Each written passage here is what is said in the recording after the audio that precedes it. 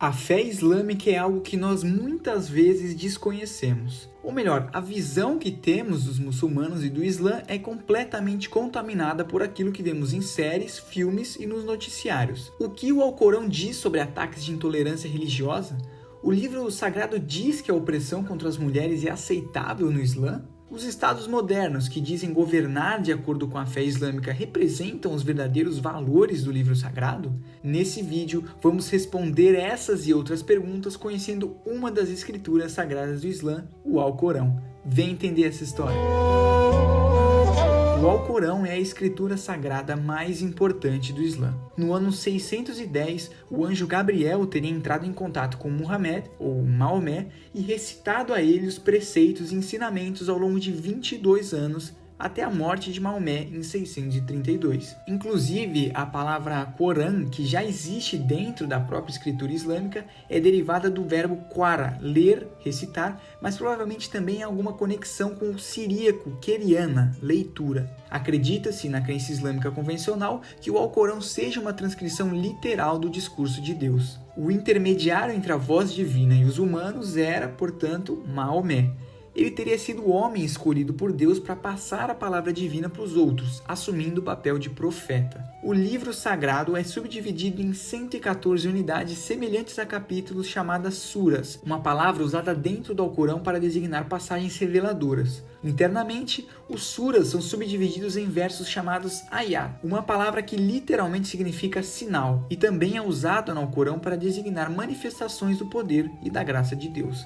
O Alcorão geralmente se autodenomina um discurso divino ao empregar a primeira pessoa do singular ou do plural, eu ou nós, em declarações que se referem claramente à divindade. Mesmo assim, há momentos em que essa voz divina se alterna com declarações de terceira pessoa sobre Deus. O Alcorão forma a base da lei islâmica, embora muitos detalhes legais sejam derivados não das escrituras, mas de declarações e ações extracorânicas atribuídas a Maomé. Os domínios abrangidos pela lei do Alcorão incluem questões de direito familiar, por exemplo, regras de herança, lei ritual, como o dever de jejuar durante o mês do Ramadã, regulamentos dietéticos, como por exemplo a proibição de consumir carne de porco ou vinho, direito penal, como a punição por roubo ou homicídio culposo, e direito comercial, como a proibição da usura. A obra completa do Alcorão só foi criar forma nos próximos séculos depois da morte de Maomé. As citações e preceitos divinos foram registrados em materiais diversificados, ramos de palmeira, pedras, além de terem sido preservados na memória das pessoas. Acredita-se que um companheiro do profeta,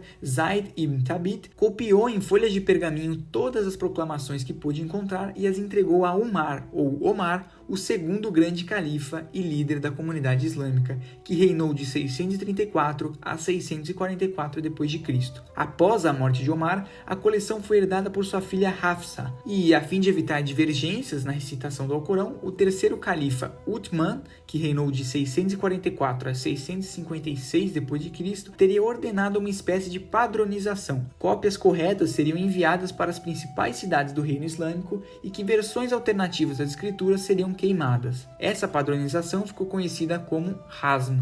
Bom, voltando ao livro em si, muitos dos primeiros suras, os capítulos, são dedicados à noção de uma ressurreição universal e do dia do juízo, assim como em outras religiões. Esse dia do juízo final, o julgamento, seria precedido por uma completa desintegração do cosmos, conforme descrito no Alcorão. É frequentemente enfatizado que o veredito de Deus será baseado exclusivamente no mérito e no demérito individual, e que o dia do juízo será um dia em que nenhuma alma poderá fazer algo por outra alma, nas palavras do livro. Segundo a tradição religiosa, quem não acredita no julgamento é mais propenso a explorar e maltratar os membros mais fracos da sociedade, como órfãos e pobres, cuja proteção o Alcorão exige. Uma outra doutrina central do Alcorão é a negação de que existam quaisquer outros seres divinos, além do único criador e juiz divino, Alá. A tradição corânica, portanto, nega qualquer tipo de politeísmo e associacionismo, ou seja, a Deus, a Alá, nada deve ser associado, nenhum outro ser representa a força de Alá. Também consta na historiografia tradicional que os primeiros livros sagrados escritos no mundo estão em 3 diferentes museus, um no Iraque, outro em Cairo e o último no Uzbequistão. Ao longo dos séculos, o Alcorão foi sendo traduzido, interpretado e reinterpretado muitas vezes. Até por isso, dentro do islamismo, há várias rupturas e diferenças em relação ao que Allah está querendo dizer. Por exemplo, a questão das mulheres no Islã é delicada justamente porque o Alcorão é interpretado de diferentes modos e aplicado em medidas distintas. O que a gente pode dizer é que, com base no livro sagrado, o profeta Maomé considerava que um homem e uma mulher, além da sua força física, não possuem diferenças nenhuma na questão da busca pelo conhecimento e o dever do estudo, por exemplo. O Alcorão considera anuladas as leis de opressão às mulheres que estavam vigentes no período pré-islâmico e, na teoria, estabelece bases que exaltam a condição feminina na sociedade, sua espiritualidade e força ativa na construção do Islã. Então, por que hoje, em alguns países teocráticos islâmicos, as mulheres não têm direito a voto, estudo e outras liberdades que encontramos ao redor do mundo? Bom, isso tem muito a ver com o sistema jurídico do Islã, a Sharia.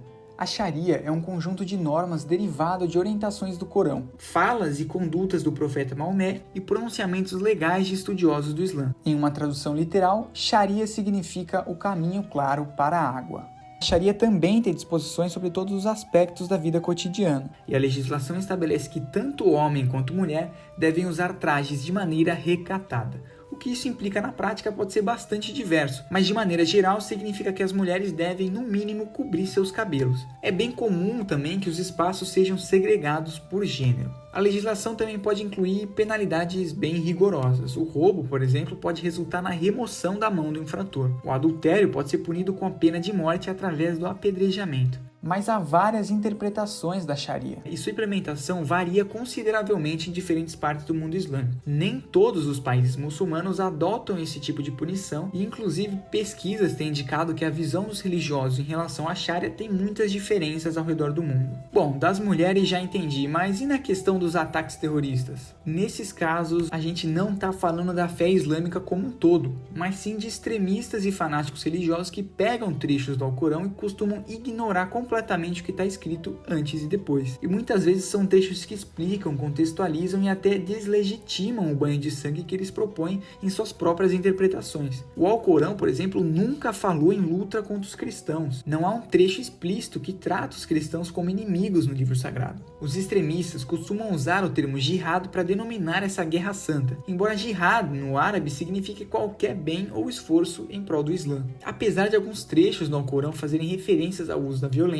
é preciso interpretá-los de acordo com o contexto das suras. Por exemplo, muitos extremistas usam esse trecho aqui para justificar seus ataques. Abre aspas. E matai-os onde quer que os acheis, e fazei-os sair de onde quer que vos façam sair. E a sedição pela idolatria é pior do que o morticínio. E não os combatais nas imediações da mesquita sagrada, até que eles vos combatam nela. Então, se eles vos combaterem, matai-os.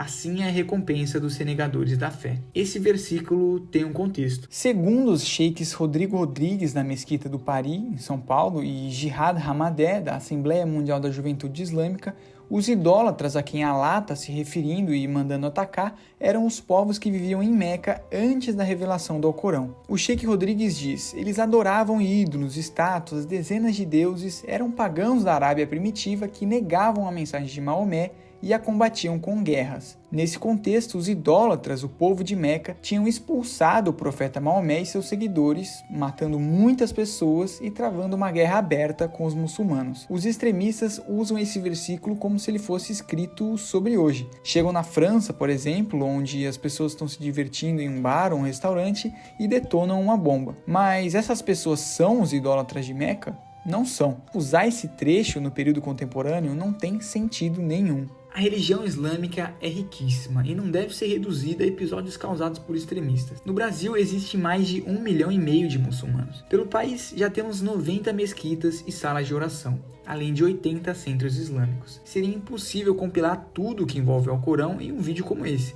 Mas espero que essas informações tenham despertado em você cada vez mais interesse pelo mundo islâmico. Eu me chamo Gabriel, sou estudante de História e se você gostou do vídeo, deixe o gostei e inscreva-se no canal. Nós estamos também com conteúdos inéditos no TikTok e no Instagram. Muito obrigado e até a próxima.